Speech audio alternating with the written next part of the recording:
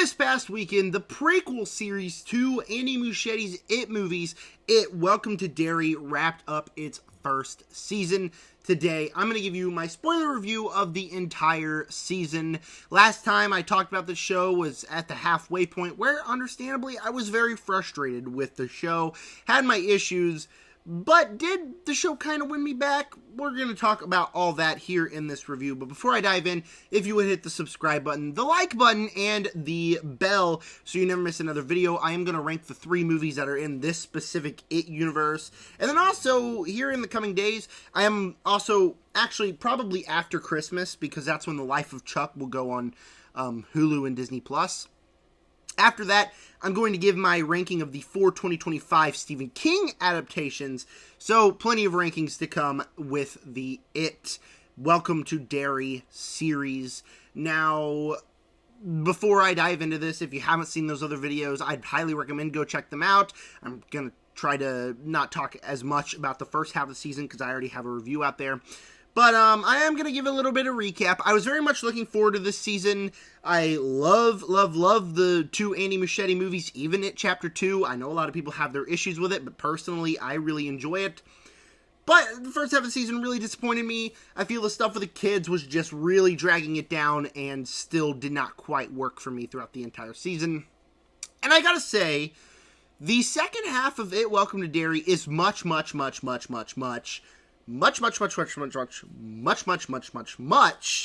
better than the opening half of the season. The opening half of the season is a big negative. I did not like it.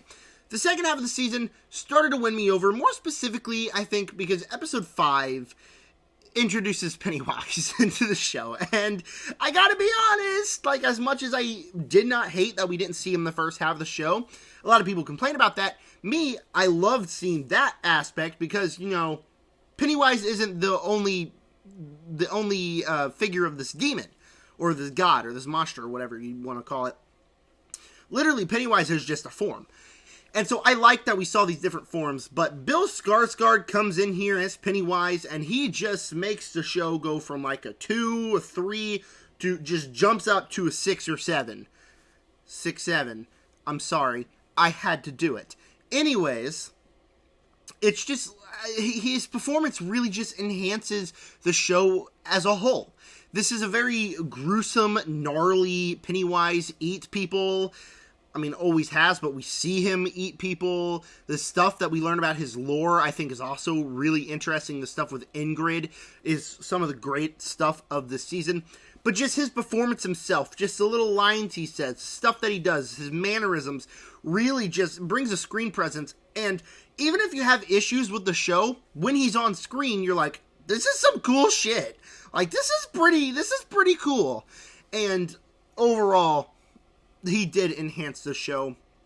Plus, I feel like the second half of the season handled a lot of things better. I still hated the kids, and we'll talk about that here in a few minutes, but also made some pretty emotional moments and actually started to kind of make you care about these characters. And even though, like I just said, I was not a fan of the kids, when Richie's death, like, some of the most emotional stuff in this entire season and of TV all year. Episode 7 as a whole is just masterpiece television. I'm just going to throw that out there. I have a TikTok where I talked about how great it was. Episode 7 was perfect. It's phenomenal. And the reason why is because it's able to be intense, have legit stakes, and set up a finale perfectly. And it just does all that so well. And gets a character in Richie who I did not like throughout the entire season. I thought that throughout the entire season, he was just a character to flat out say, hey, I don't shut my mouth and I get in trouble, and my name's Richie. Exactly like the first It movie, Richie, and It Chapter 2, Richie, the guy who never shut his mouth and constantly got the group in trouble. Now, we'll talk about this here in a minute, but I think the finale fixed that big issue. But, I mean, I just did not like the character. There's a sequence that really pissed me off. Even though I don't know how to play the drums, he was very clearly fake playing the drums and, like, just kind of annoyed me.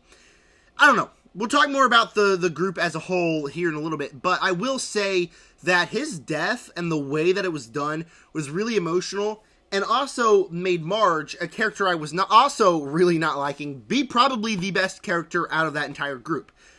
Actually, no probably about it. She was the best character out of that entire group. And so, just a perfect episode in and of itself, and that really just also elevated it. The finale itself, I see a lot of people saying it's a phenomenal finale, and personally, I put out a YouTube short earlier today talking about the finale, and I'll double down on that after thinking about it for more than 24 hours. I think the episode is fine. I don't think it did something massive. I think the thing that it did really well is pique my interest and actually make me excited for the next season and the future of this franchise, but also, like, a lot of it did is really weird. But also, that kind of leads into this. The one thing I really, really loved about this show was the fact that people could talk online. People were talking online, their theories, what's going on in this universe, the stuff inside of Stephen King universe where we have Dick Hallorann and the Shawshank Prison. All that stuff was really cool. And as much as I was disappointed by the show, I'm glad that other fans were not and thought it was great. I had significant issues with it, but the whole second half of the show, I really enjoyed participating in that discourse, seeing what's going to happen next, talking with fans, and overall, just on a level, I think the second half of the season is much better because it actually establishes stakes. Not saying the first half of the season didn't establish stakes. It definitely did. But the stakes in the back half of the season, I think, are much better than the stakes in the first half of the season because it actually seems like we're getting to a point. The military plot, I actually did really enjoy. The stuff with the Hamlin family, the stuff with the military and wanting to free Pennywise. Another thing I really respected about the show is that it definitely went for it. Never in a million years would I think the show would be about the United States government trying to free Pennywise to prevent a civil war. And yeah, is it dumb? Is that really dumb? Absolutely. But I like that they went for it. And honestly, throughout the dumb crap that was in the show, I can completely forgive that. I wasn't too bothered by that. I thought it was dumb, but sure, why not? So I definitely think the military plotline added an effect, and the finale was actually really cool, because, like I said, we did establish stakes, even bigger stakes in the second half of the season, where the finale is Pennywise taking over the town. Like, completely just taking over the town, kidnapping all the kids, and stopping Pennywise. And definitely this entire season was movie-level quality. The blood and gore was awesome. The quality of the season itself, the way it was shot, the way it feels movie-level. And I really enjoyed that. Just overall on a story level, I definitely had some pretty massive issues with it that we'll talk about here in a minute. But going back to the setup, I really enjoyed that. I really loved that they set Marge up as Richie Tozer's mom. I did not know that at all, and I thought that was something really cool, because not only did it fix the big problem of Richie in the show feeling exactly like Richie from the movies, except Richie in the show is definitely not as likable as Richie in the movies, but it fixed that problem, but also it's a really interesting way. So essentially they announced that Pennywise can travel through time. It doesn't see time the way everybody else does, so he goes back in time and tries to kill Marge, which would prevent the birth of Richie, which then in turn would prevent the death of Pennywise. And I think that's just really, really interesting, and that the next show is going to go even further back in time, and the season after that's going to go further back in time. Really, really, really loved how it set things up. And even though, like, the finale itself was just okay, how it set things up, I think, has potential to make a really good second season. Maybe learn from a lot of the mistakes that this season had. So overall, the second half of the season is much more entertaining. A lot better discourse. Pennywise, obviously, a big thing. And there were things that I really enjoyed about this season. And the setup makes me really excited for the second season. But overall, the season just had to be a massive disappointment. And now here's where I have to talk about the second the season's negatives, because man, there's quite a bit, and we're just gonna start with the kids. And I hate dogging on kid actors because they're just kids. But I don't know if it's a script problem. Well, I know that the script is also an issue, but the problem with the kids is it feels like it's just the show's trying to force a Losers Club situation with Lily Bainbridge, Marge, Ronnie, Will, Richie, but I didn't feel it because I didn't care for any of these characters. Start with the characters themselves. Lily is constantly a condescending piece of crap towards all her friends throughout the entire show. I hated her character. Ronnie just constantly has to argue and doesn't shut her damn mouth throughout the entire season. Every time someone says things, it's, why are you doing that? I don't like that you're doing that. Where quite literally, the finale, Marge was driving a milk truck to get to Pennywise. She crashes the milk truck. Marge, why did you crash the milk truck? I don't know, Ronnie. Maybe because she doesn't know how to drive. Maybe because you're 15 years old or younger. I don't know, Ronnie, but why do you gotta be such a bitch? And throughout the entire season, that's how I feel. Oh, and not to mention, the very next second, Lily drops the item that they need to stop Pennywise, and Lily's like, I'll get it. And Ronnie's like, don't talk to Marge that way. Don't you talk to Marge that way. You just screamed at Marge for not knowing how to drive a truck. Ronnie is by far the worst character, and if she got eaten, the show would be exponentially better. So that's the problem in and of itself. Richie, I already kind of said that his problem was he's exactly like Richie Tozier. Kind of fixed that problem in the finale, but overall throughout the entire season, I just didn't enjoy hanging with him. Will Hanlon, Marge, they're okay. Will, by far the best actor of the entire group. I actually enjoyed hanging out with him. Marge, half of the season, she's just miserable to be around, but she definitely had a big jump in the character rankings during that second half of the season where she actually had stuff to do that I thought she was actually really, really good in the second half of the season. But the friend group didn't have any chemistry. You really wanted Lily and Ronnie to just die already because of how insufferable they were throughout the entire season. And if you have two characters of your friend group who don't have any chemistry and you want them to die, that's not really a friend group you want to be rooting for inside the entire season. And so, unfortunately, that's just a pretty massive negative.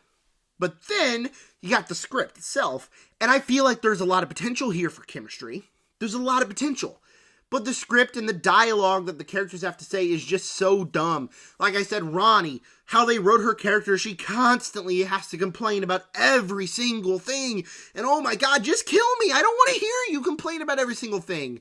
And then Lily, they just write her to be a condescending piece of crap throughout the entire season. And the script definitely has those issues there. Also, the script and the dialogue, the things they say, just don't work. And like I said, the show definitely goes for it. But again, the script on a logic level. Number one, it's Derry, okay? So the plot of the show is that they want to unleash Pennywise into the world. I get it. I get the United States government is a piece of crap or whatever government this is. They suck. Okay, yeah, understandable. What about the Indians or the natives? What about them? So you're telling me that they are completely okay with letting families and kids live in this town where they know Pennywise is going to eat them. Why don't they, and just hear me out here, why don't they dig up the artifacts that they know how to find, take the artifacts out, put them in a specific place where it traps Pennywise to just this little tiny quarter, and Pennywise cannot break through them. Like, they say that he needs to eat people to go back to sleep. Well, what's it gonna matter if Pennywise can only move so far? Like, if you put him in a place with no people, it's not like he can break out, right? I mean, I don't think they established that throughout the entire season, right? So, what's their deal? Like, I understand the military sucks, but what's their deal? They're just fine with him eating the kids? And I get it that they cried in one episode. Well, why don't you do something about it? I don't know that. Number two, it's Derry. So when they first initially realized that a demon was living there, why did they continue to live there? Why doesn't anyone else move out? And I get that Pennywise shed something in the water and they drink the water and then they all get a little bit evil. And that explains why they're so messed up. But there's some people, like families, why do they continue to live there if they know that there's a chance of their kids getting eaten? Because it's very clear that several people know Pennywise exists. kind of common sense here, right? Right, writers? And there are numerous times where there's just something that happens to progress the plot forward. I obviously do not like when something just randomly happens throughout the season to progress the plot forward, and scriptwriters sure do lean on that. So with the dialogue, the logic issues, the big logic issues, and just the characters you just don't care about, a lot of the season was actually pretty difficult to get through. When it's on, it's on. I really enjoyed watching quite a bit of the season, but when it's off, it is off, and it is just quite miserable to watch. There's nothing worse than seeing a show that people are just absolutely adoring and saying it's one of the best shows of the year, saying it's like they're really excited for the future, because I'm really excited for the future, but I really wish that I could join the conversations when people say it's one of the greatest shows of the year, but I just couldn't connect with it. I just didn't really enjoy so much of the show because of those big glaring issues. Now, the second half is much better. I overall am going to give the show a very low, but a low positive score.